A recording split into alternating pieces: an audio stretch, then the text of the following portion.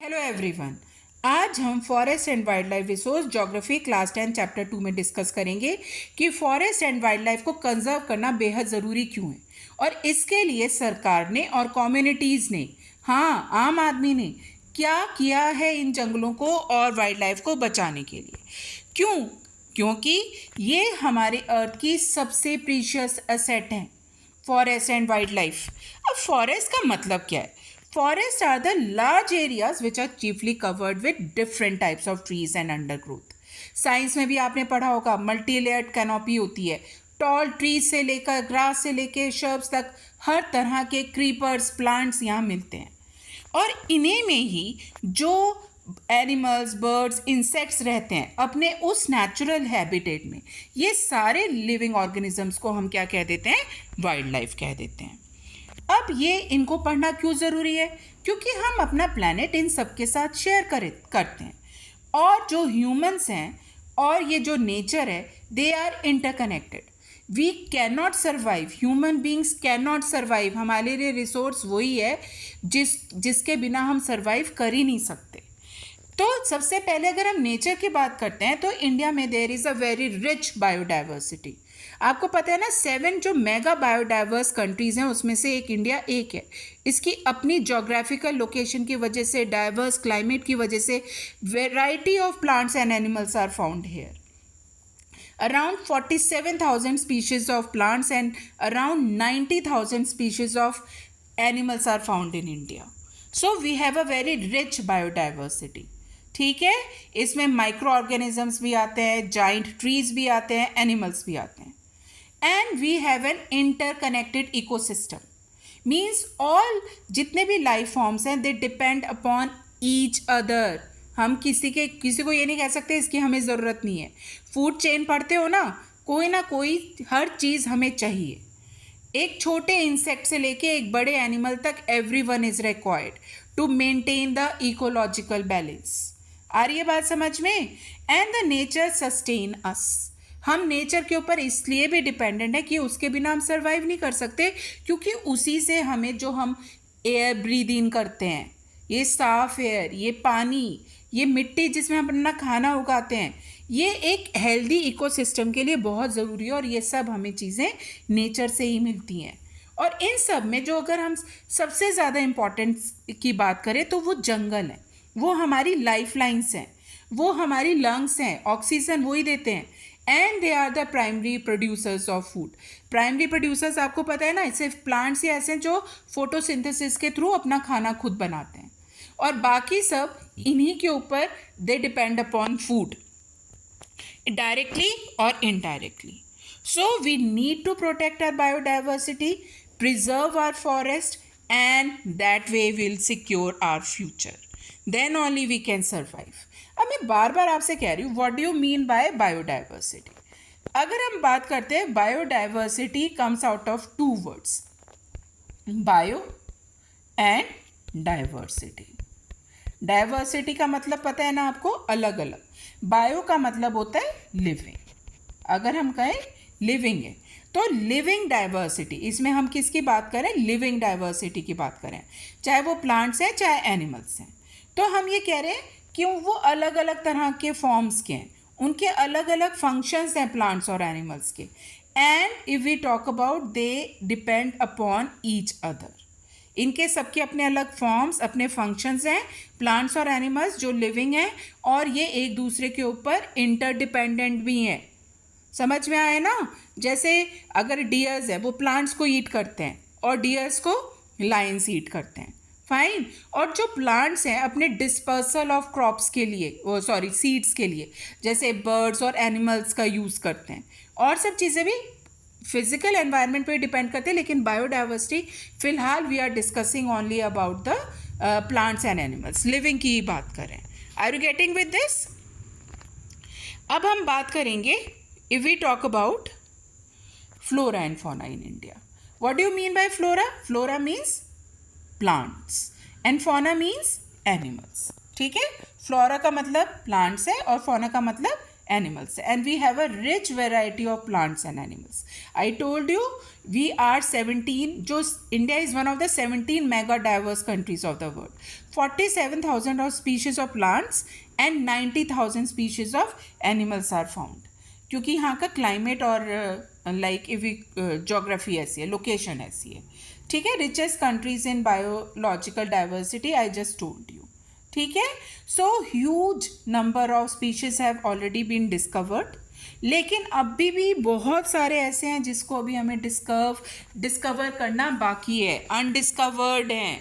चाहे ओशंस की बात कर लो, चाहे प्लांट स्पीशीज़ की बात कर लो, अभी भी हमें बहुत ज़्यादा ऐसे प्लांट्स एनिमल्स हैं जिनके बारे में हमें पता ही नहीं है. Forest and wild life resource are very important, ठीक है. अभी भी हम बार बार कह रहे हैं कि हम इन्हें टेकन फॉर ग्रांटेड लेते हैं, लेकिन ये हमारी ज़िंदगी का एक बहुत इंपॉर्टेंट हिस्सा है और यही हमें आज इस चैप्टर में पढ़ना है. जितनी भी ह्यूमन एक्टिविटीज़ हैं, ठीक है, और हम उनके अपने जंगलों के लिए, फॉरेस्ट के लिए, जो भी चीज़ हमें इतनी आसानी से मिल रही है ना, हम इन सब के लिए बहुत इनसेंसिटिव हो जाते हैं ना. ऐसा तो नहीं होना चाहिए. हमें इन सबको क्या करना है, बचाना है. तो वही आज हम इस चैप्टर में पढ़ रहे हैं. देखो, बचपन से तुम्हें यही पढ़ाया जा रहा है, फ्लोरा एंड फौना को बचाओ, कंजर्व करो, we should take measures. Now if we talk about what is the importance of forest for us. See, they provide us oxygen, है ना, sense of, they provide us oxygen. हमारे source of livelihood है timber. Tribal communities इनके ऊपर depend करती हैं. Hotspots हैं. आपको जंगलों में हर तरह के, बहुत सारी तरह के प्लांट्स और एनिमल्स, इंसेक्ट्स, सब कुछ मिलेगा, ठीक है ना. इसके अलावा आपने हमेशा पढ़ा है जंगलों की इंपॉर्टेंस क्या है. They prevent soil erosion. पेड़ मिट्टी को बांध के रखते हैं, उसे पानी के साथ बहने नहीं देते बारिश के वक्त. और क्लाइमेट को रेगुलेट, बार बार कह रहे हैं डिफॉरेस्टेशन मत करो, क्लाइमेट को मेंटेन करना है, क्लाइमेट चेंज हो रहा है.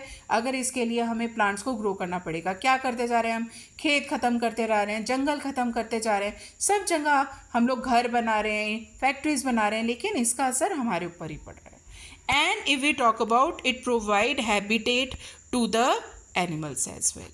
क्या करता है ये, हैबिटेट भी प्रोवाइड कर रहा है, रहने का घर प्रोवाइड कर रहा है जानवरों को, ठीक है.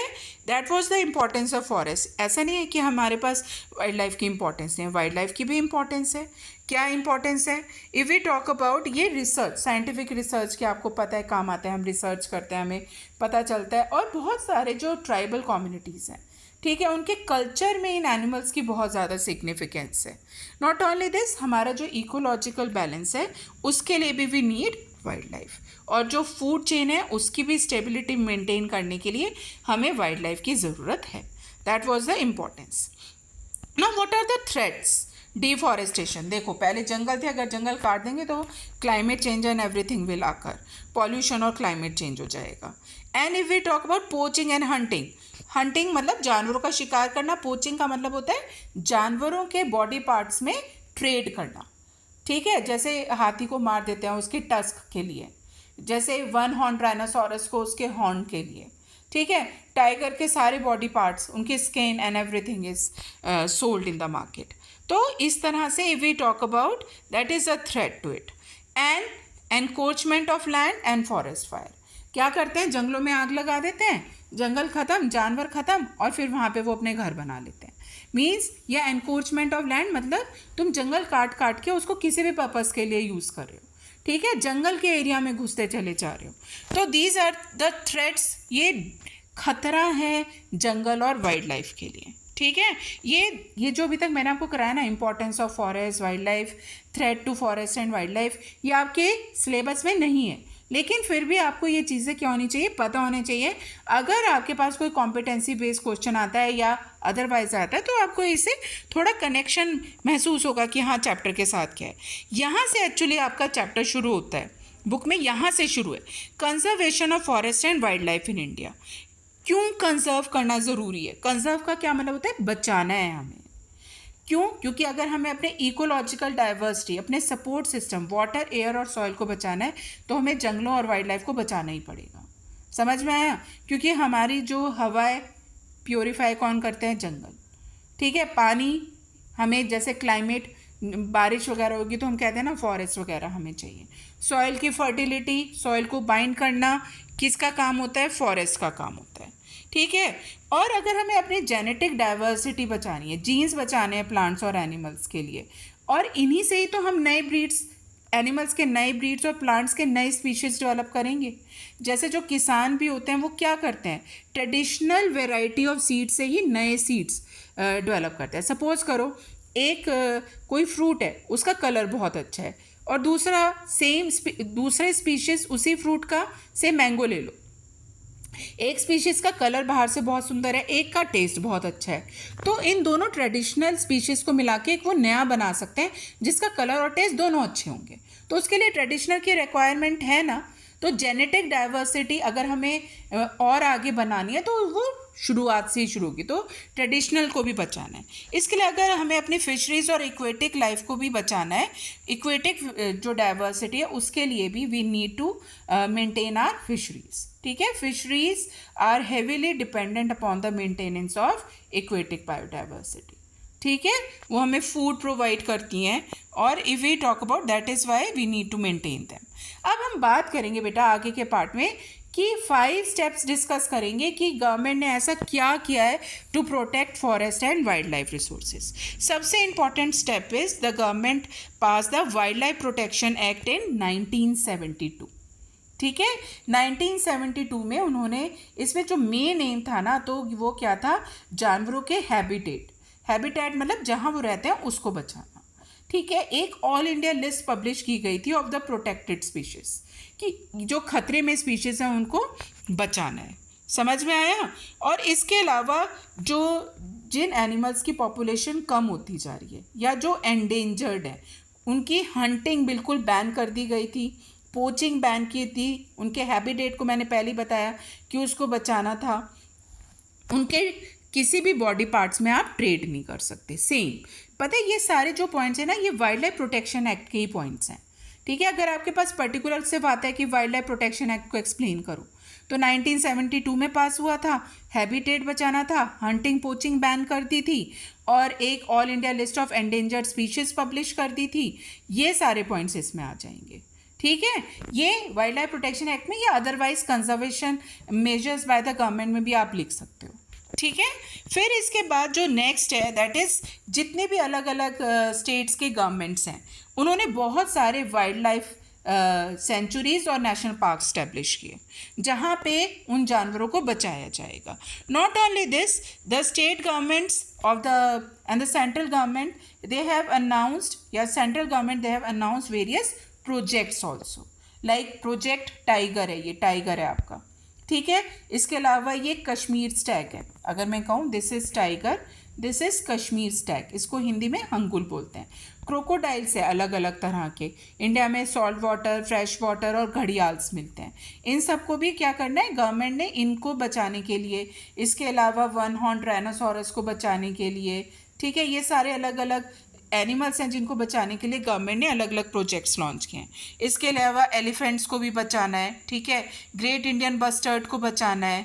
ये सारे अलग अलग एनिमल्स हैं जिनको बचाने के लिए गवर्नमेंट ने क्या किया है, बहुत सारे जो प्रोजेक्ट्स को लॉन्च किया है। This is 2 second and third point, ठीक है। फर्स्ट पॉइंट क्या हो गया? Wild life protection act. फिर उसके बाद establishment of national parks and wild life sanctuaries. Third हो गया कि जो गवर्नमेंट ने बहुत सारे प्रोजेक्ट्स लॉन्च किए हैं। अब उसके बाद जो वाइल्ड लाइफ प्रोटेक्शन एक्ट था वो 72 में पास हुआ था। उसके बाद 1980 और 86 में पहली बार गवर्नमेंट ने, क्योंकि हमें इंसेक्ट्स भी हमारी फूड चेन में बहुत इंपॉर्टेंट है, तो बटरफ्लाइज, मॉथ्स और बीटल्स और ड्रैगन फ्लाई को भी इंक्लूड किया गया था प्रोटेक्टेड स्पीशीज़ में। और फाइनली इन 1991 पहली बार 6 स्पीशीज़ ऑफ प्लांट्स को भी एंडेंजर्ड या जो प्रोटेक्टेड स्पीशीज़ हैं उसके लिस्ट में रखा गया था, कि आपको पता है उन जो वो वाले पेड़ हैं उनको आप कट नहीं कर सकते, ठीक है, जो एंडेंजर्ड स्पीशीज़ में, इवन आपके अपने पर्सनल एरिया में भी तो उगाए हुए हो आपको। मतलब यूँ तो इंडिया में अच्छे से लॉज इम्प्लीमेंट नहीं होते, लेकिन अगर आपने वैसे भी लगाया, मतलब फॉरेस्ट डिपार्टमेंट आपको रोक सकता है उसके लिए, ठीक है, जो वो है। अब एक प्रोजेक्ट हम डिस्कस करेंगे दैट इज़ प्रोजेक्ट टाइगर। ठीक है। So if we talk about, आपको पता है जो इंडिपेंडेंस से पहले इंडिया और नेपाल ये वाला जो एरिया है वहाँ पे इतने सारे रॉयल बंगाल टाइगर्स थे। अगर आप देखोगे ना you will find it is really like, जब मैंने ये first time royal Bengal tiger देखा था ना तो मैंने सच में सोचा था कि वाकई ये हमारा नेशनल एनिमल होना चाहिए। सो मैजेस्टिक इट लुक्स ना। So if we talk about ये बहुत एक इम्पॉर्टेंट, अगर हम कहें कि why tiger matters, they are a key species in the wildlife. Why? क्योंकि अब देखो ये किसके ऊपर डिपेंड करते हैं, फूड, इनका जो प्रे है अलग अलग जानवरों को खाते हैं, और अगर ये उन्हें नहीं खाएंगे तो उनकी पॉपुलेशन क्या होएगी, बहुत ज़्यादा बढ़ जाएगी। ठीक है। Maintain the balance of ecosystem by keeping prey population in check. तो अगर हम कहें इंडिया और नेपाल में इनका की हैबिटेट है, ज़्यादातर जो टाइगर्स हैं आपको इन दोनों एरियाज़ में ही मिलेंगे। ठीक है। अब ये डेंजर में है, इसकी जो पॉपुलेशन थी वो 55,000 थी, अब उससे ये जो पॉपुलेशन है बहुत कम हो गई है, लाइक अब 2-2,500 रह गए हैं खाली। और इसको खतरा किस किस चीज़ से, पोचिंग से, इसकी स्किन और बोन्स के लिए इसको जान से मार देते हैं। इसका घर खत्म होता जा रहा है, जंगल काटते जा रहे हैं, अब कहाँ जाए बेचारा। डेप्लीशन ऑफ प्रे, अब जो जंगल खत्म हो रहे हैं तो जिन पर डियर या जो भी ये जानवरों को खाता है वो भी खत्म होते जा रहे हैं, तो बेचारा भूखा मर जाएगा। और ग्रोइंग ऑफ ह्यूमन प्रेशर्स, मतलब हम वो उनके घरों में अपने घर बना रहे हैं, इंडस्ट्री सेटअप कर रहे हैं, तो वो बेचारा जो ये मेन खतरा है। तो इसके लिए गवर्नमेंट ने प्रोजेक्ट टाइगर लॉन्च किया था, ये डेट आपको याद रखना है, दैट वाज इन 1973। ठीक है। क्या मेन एम होगा, 100% की जो टाइगर है उसको बचाना है, उसके हैबिटेट को बचाना है, जिससे कि इसकी अमाउंट को इसके नंबर को पॉपुलेशन को इंक्रीज़ किया जा सके। तो ये कुछ मेजर टाइगर रिजर्व्स हैं इंडिया में, और ये बहुत इंपॉर्टेंट है। आपको पता है इसमें बोर्ड एग्जाम्स में MCQs में आ सकता है कि कौन सा टाइगर रिजर्व कौन से स्टेट में है, समझ में? मैप पे नहीं आएगा, मैप पे मैंने आपको सिर्फ शो कर रखा है, लेकिन ये आपके पास MCQs में आ सकता है, या अदरवाइज भी दे कैन आस्क। गेटिंग? तो सबसे पहले अगर हम बात करते हैं, this is Corbett national park, ये उत्तराखंड में लोकेटेड है। Then Sariska wild life sanctuary Rajasthan में, बांधवगढ़ नेशनल पार्क ये मध्य प्रदेश में है, सुंदरबन नेशनल पार्क ये वेस्ट बंगाल में है, मानस टाइगर रिजर्व ये आसाम में है, और पेरियार टाइगर रिजर्व ये केरला में। They are written here also. Are you getting with this? And they are very important. ये टाइगर रिजर्व्स आपको लर्न करने पड़ेंगे कि कौन से एरिया में। आगे बात समझ में। अब हम बात करेंगे, बेटा ये वाला क्वेश्चन भी बहुत इंपॉर्टेंट है, ये आपके बोर्ड एग्जाम्स में आता है। What are the different types of forest found in India? ठीक है। और उनके डिस्ट्रीब्यूशन, मतलब किन किन स्टेट्स में वो मिलते हैं। तो 3 तरह के फॉरेस्ट है, रिजर्व, प्रोटेक्टेड एंड अनक्लास्ड। अब हम इन सब के बारे में पढ़ेंगे। जो रिजर्व फॉरेस्ट है ना, अगर मैं आपको बताऊं, जैसे अगर सिंपल से इफ़ आई एक्सप्लेन यू, जैसे अगर हम पूरे इंडिया की बात करते हैं तो मोर देन हाफ आपके कौन से हैं, रिजर्व फॉरेस्ट है। ठीक है। और इसमें से जो 1/3 फॉरेस्ट है वो आपके प्रोटेक्टेड फॉरेस्ट है, और बाकी जो है वो अनक्लास्ड फॉरेस्ट है, अनक्लास्ड फॉरेस्ट है। ठीक है। तो आपके मतलब 50%, more than half reserve forest है, 1/3 प्रोटेक्टेड फॉरेस्ट है। Are you getting with this? तो reserve forest they are more than half of the total forest. और इनकी सिग्निफिकेंस क्या है, अगर हम कहें, they are the most valuable forest as far as the conservation and resources are concerned. सबसे valuable forest माना जाता है। अब कौन कौन से स्टेट्स में? जम्मू एंड कश्मीर, आंध्र प्रदेश, उत्तराखंड, केरला, तमिलनाडु, वेस्ट बंगाल, महाराष्ट्र, इन सब में जो रिजर्व फॉरेस्ट है वो सारे इन एरियाज़ में रिजर्व फॉरेस्ट फाइंड किए जाते हैं। तो ये आपके 3 पॉइंट्स हो गए और आपको ये लर्न करने हैं। अब नेक्स्ट इज प्रोटेक्टेड फॉरेस्ट। मैंने बताया आपको almost 1/3 of the forest found in India these protected forest. और कौन कौन से स्टेट्स में मिलते हैं? That is Bihar, Haryana, Punjab, Himachal Pradesh, Orissa and parts of Rajasthan. इन सब में प्रोटेक्टेड फॉरेस्ट मिलते हैं। आपको ये दोनों पॉइंट्स इनके लर्न करने हैं। अब अनक्लास्ड फॉरेस्ट कौन से हैं? ये सारे जो बाकी जितने भी बचे हुए फॉरेस्ट है, वेस्ट लैंड है, ये गवर्नमेंट को भी बिलोंग करते हैं और प्राइवेट इंडिविजुअल्स और कम्युनिटीज़ को। रिजर्व्ड और प्रोटेक्टेड सिर्फ गवर्नमेंट को बिलोंग करते हैं, वो सिर्फ गवर्नमेंट के कंट्रोल में होते हैं। लेकिन अनक्लास प्राइवेट इंडिविजुअल्स और कम्युनिटीज़ के पास भी हो सकते हैं। ये आपके सिर्फ 2 ही एरियाज़ में मिलते हैं, that is north eastern states and parts of Gujarat में। आगे बात समझ में, ये 2 पॉइंट्स आपको इसके याद रखने हैं। गेटिंग? अब इसके अलावा एक और पॉइंट है, जो रिजर्व्ड और प्रोटेक्टेड फॉरेस्ट इकट्ठे हैं ना बेटा, उनको हम परमानेंट फॉरेस्ट भी कहते हैं। ये भी आपके पास एमसीक्यूज में आ सकता है। और इंडिया में जो largest percentage of permanent forest है वो मध्य प्रदेश में, and that is around 75%। 75% forest in Madhya Pradesh are permanent forest. और परमानेंट फॉरेस्ट क्या होते हैं, रिजर्व्ड और प्रोटेक्टेड को अगर हम इकट्ठे कहें तो उन्हें हम क्या कह देते हैं, परमानेंट फॉरेस्ट कह देते हैं। ठीक है, अब हमने 2 क्वेश्चन से 3 इंपॉर्टेंट क्वेश्चंस किए हैं जो आपके बुक के अकॉर्डिंग है, कि हमें फॉरेस्ट एंड वाइल्ड लाइफ को कंजर्व करना क्यों ज़रूरी है। फिर गवर्नमेंट ने क्या स्टेप्स लिए, हमने 5 स्टेप्स किए। फिर टाइप्स ऑफ फॉरेस्ट, हमने तीनों तरह के फॉरेस्ट के, इसके अलावा हमने कहा परमानेंट फॉरेस्ट है। अब ये एक और इम्पॉर्टेंट क्वेश्चन है कि what steps have been taken by the communities. आपको पता है जो ट्राइबल्स है, खास तौर पे जो अनपढ़ लोग हैं ना, या जो जंगलों में रहते हैं या जो गांव में रहते हैं, उनको बल्कि पढ़े लिखे लोगों से ज़्यादा समझ है कि जंगलों की और एनिमल्स को कंजर्व करना कितना ज़रूरी है। तो हम ये देख रहे हैं कि they are taking efforts to protect forest and wild life resource. सबसे पहले अगर हम सरिस्का टाइगर रिजर्व की बात करते हैं राजस्थान में, तो वहाँ के जो जितने भी विलेजर्स थे ना, तो गवर्नमेंट ना वहाँ पे माइनिंग करना चाहती थी। ठीक है, तो माइनिंग करना चाहती थी, तो उन सब ने कहा कि नहीं, विलेजर्स लड़े कि वाइल्ड लाइफ प्रोटेक्शन एक्ट के हिसाब से ये सरिस्का टाइगर रिजर्व है, आप यहाँ पे क्या नहीं कर सकते, माइनिंग नहीं कर सकते, जिससे कि वो प्रोटेक्ट कर सके। हमने कहा था ना वाइल्ड लाइफ प्रोटेक्शन एक्ट का एक पॉइंट है कि आपको हैबिटेट प्रोटेक्ट करना है। तो उन्होंने गवर्नमेंट की इन्वॉल्वमेंट वहाँ पे नहीं होने दी थी, उन्होंने वहाँ पे माइनिंग नहीं होने दी थी। उन्होंने सरिस्का टाइगर रिजर्व को इस तरह से बचाया था लोकल कम्युनिटीज़ ने, फ्रॉम माइनिंग नहीं होने दी। This is the first step taken by the community. Second is again in Rajasthan, Alwar district है राजस्थान में, उसके 5 गांव के लोगों ने, ठीक है, अलवर डिस्ट्रिक्ट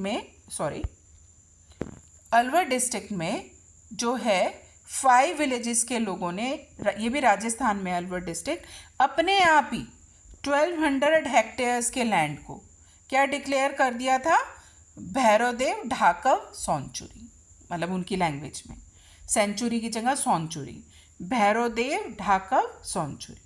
और उन्होंने अपने रूल्स एंड रेगुलेशन सेट कर दिए थे कि यहाँ पे कोई हंटिंग और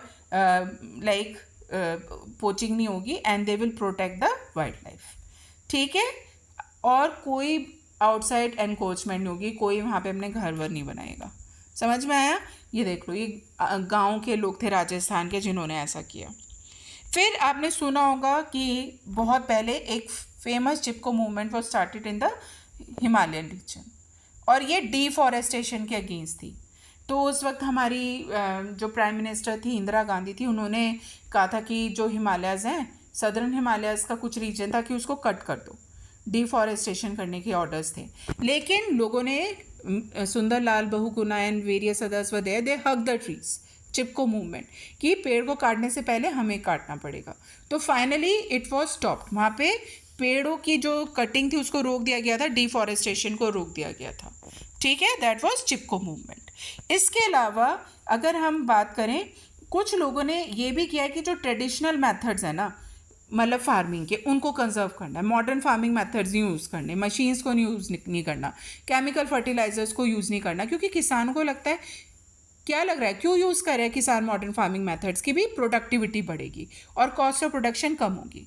तो यहाँ पे कुछ फार्मर्स ने क्या स्कीम शुरू करी, दैट इज़ बीज बचाओ आंदोलन इन टिहरी एंड नवोदया। तो इसमें इन्होंने कहा कि हम डाइवर्सिफाइड, अलग अलग तरह के क्रॉप्स उगाएंगे बिना केमिकल्स, सिंथेटिक आर्टिफिशियल केमिकल्स को यूज़ करें, और it will be economically viable also, पैसा भी कम खर्च होगा।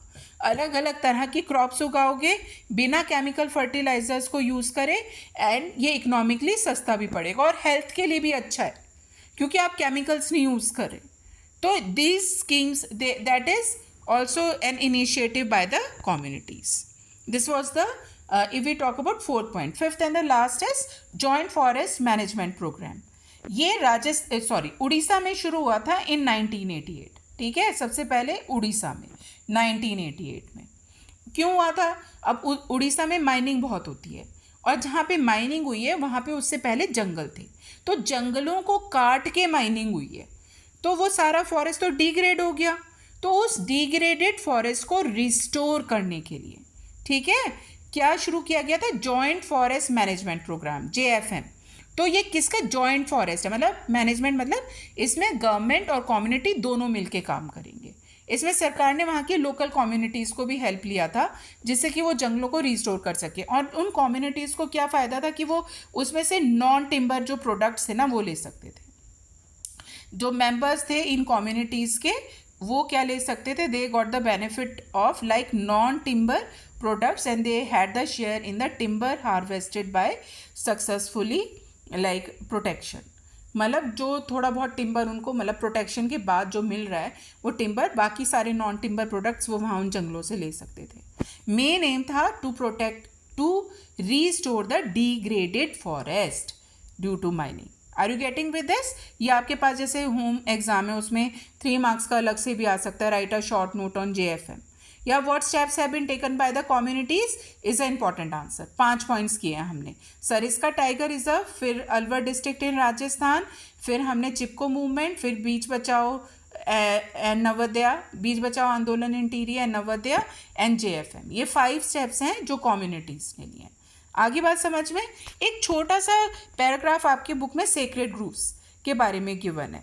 अब ये सेक्रेड ग्रुप्स क्या है पता है? अब जो आदिवासी हैं वो भी कुछ जंगल जो या गांव वाले हैं, वो कुछ ऐसे जंगलों के एरियाज होते हैं जहाँ पे वो किसी को नहीं जाने देते। वो उन्हें सेक्रेड ग्रुप्स मानते हैं। वो ये कहते हैं कि वहाँ पे भगवान आते हैं। वो गॉड और गॉडेसेस को बिलोंग करते हैं।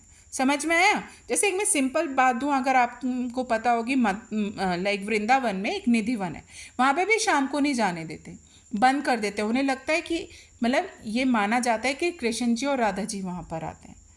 तो वो तो वैसे एक दिन में तो लोग बाग जाना अलाउड है वहाँ पे, लेकिन जो ये सेक्रेड ग्रुप्स हैं वहाँ पे कोई नहीं जाता, वो वहाँ पे किसी को नहीं जाने देते, ठीक है।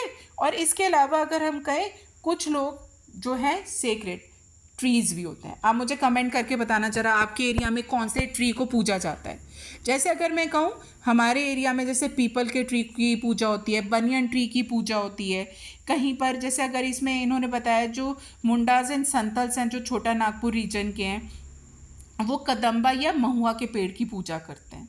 जो ट्राइबल्स हैं, ठीक है, उड़ीसा और बिहार में, वो इमली और आम के पेड़ की पूजा करते हैं। तो सबके अपने अलग अलग ट्रेडिशंस हैं, ठीक है। और अगर हम कहें कल्चर, जो ये भी कंजर्व करता है। अगर आप ज़्यादातर हिंदू मैथोलॉजी से अगर बिलोंग करते हो तो आप देखोगे कि हमारे जितने भी मंदिर वगैरह होते हैं वहाँ पे आपको ज़्यादातर मंकीज़ मिलेंगे, है ना, मकाउज मिलेंगे, क्योंकि दे आर रिगार्डेड लाइक उनको हम कहें अपनी रिलीजन से हम लोग कनेक्ट करते हैं। Are you getting with this? इसी तरह जो बिश्नोई विलेज है राजस्थान का, वो ब्लैक बक, चिंकारा और नीलगाय और पीकॉक्स को अपनी ही कम्युनिटी का हिस्सा मानते हैं वो उन्हें, और प्रोटेक्ट करते हैं उनकी। वो कि कोई भी अगर उनका कोई शिकार करे, कुछ करे, तो दे डोंट लाइक दिस, ठीक है, दे प्रोटेक्ट देम। ये कल्चर से कनेक्ट करके है। Are you getting with this? तो फाइनली हमें क्या समझना है कि हमें जंगलों से, लकड़ी से क्या मिलता है? पेपर। तो we should not waste paper, we should plant more and more trees. ये एक जैसे कॉम्पिटेंसी आता है कि आपको क्या करना चाहिए फॉरेस्ट और उसको बचाने के लिए। तो आप ये लिख सकते हो कि हमें पेपर वेस्ट नहीं करना चाहिए, ट्रीज प्लांट करने चाहिए, इको फ्रेंडली प्रोडक्ट्स यूज़ करने चाहिए, और सबसे इम्पॉर्टेंट, लोगों को educate and we should create awareness among the people. Are you getting with this? Now with this we finish up with this chapter. Hope so कि आपको अच्छा लगा होगा। So we should try to protect our forest and wild life, जिससे कि हमारी जो future generations उन्हें सब कुछ देखने को मिले और एक अच्छा फ्यूचर मिले। तो अगर आपको मेरा वीडियो अच्छा लगा हो तो do like, share and subscribe to my channel. Bye for now.